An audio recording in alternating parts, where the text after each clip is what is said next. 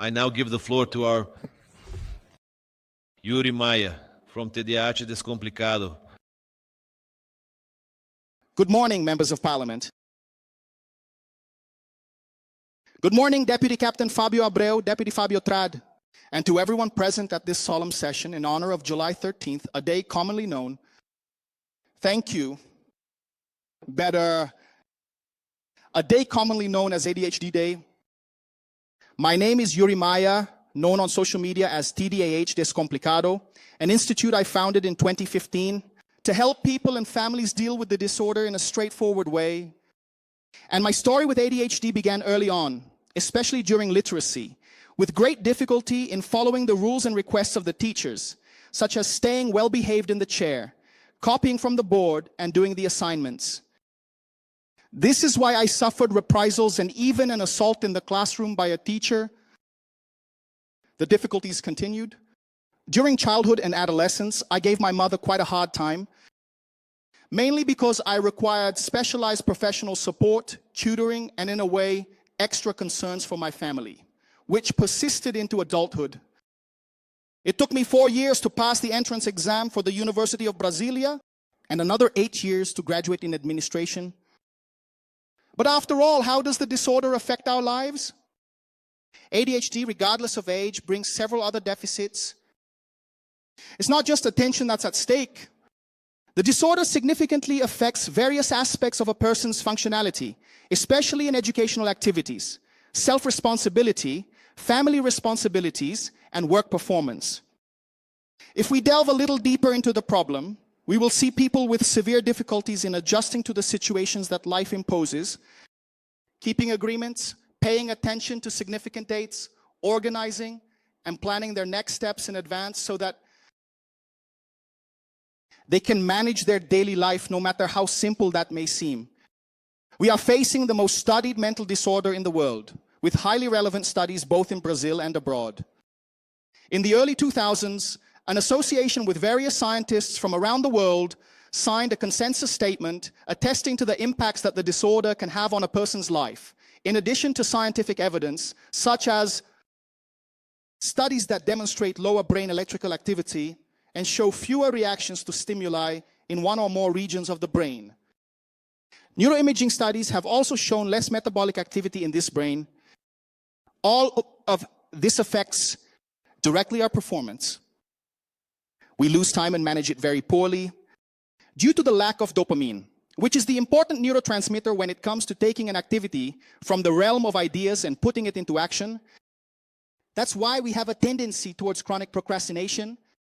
We daydream when we should be acting on daily activities, and we do this without realizing it continuously, causing a real hell in the life of those who have it. In most cases, however, I'm happy to have been invited to speak at this ceremony. ADHD needs more voices and representation. For many years, people without ADHD have done everything to prevent the advancement of various bills that could benefit us. A true persecution by people who don't know what we feel and don't experience it firsthand, what it's like to live with ADHD. In 2021, when invited to debate the newly created Bill 2630 of 2021, authored by Congressman Captain Fabio Abreu, and I might have been the only one present at the session who had an ADHD diagnosis. And once again, people who don't feel what we feel want to decide and say what's best for us and our lives. This is our place to speak. The aforementioned Bill 2630 of 2021 is still in its early stages and needs to be improved. Points like equating it to a disability, in my view, are mistaken. ADHD is not considered a disability, and only science can define this aspect. But we do need laws that can address our real pains, invisible difficulties that only we who experience them firsthand can express over time, so much so that the disorder can delay and hinder our lives. That's why I propose 2 suggestions to the bill.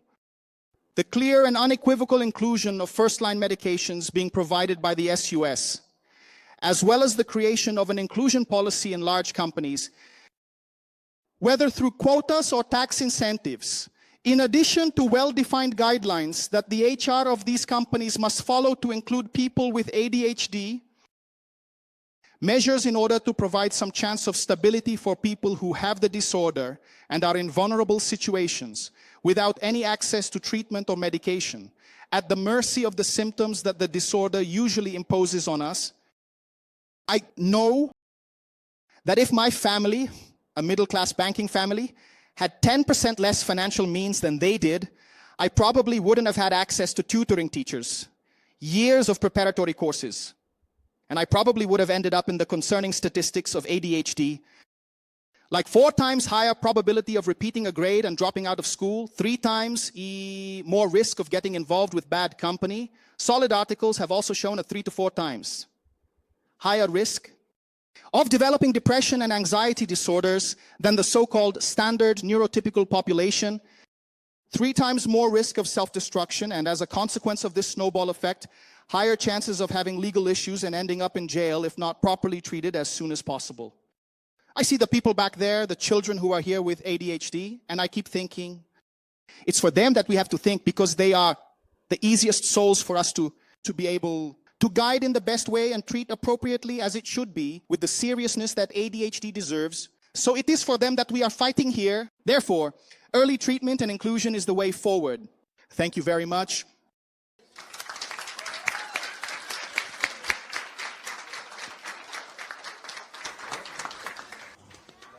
Thank you very much, Yuri. Yuri has been a reference for us since the beginning of this process.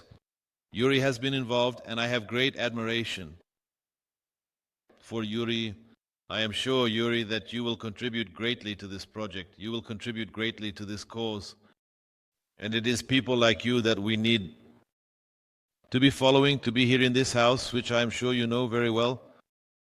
I was listening to a conversation of yours with Thais, and you were saying that you already know all the corridors of this house. I am sure it is in pursuit of this cause, that it is defending this cause. Count on us. I am sure that Deputy Fabio Traj also shares this same admiration. Thank you very much for your words, for your speech.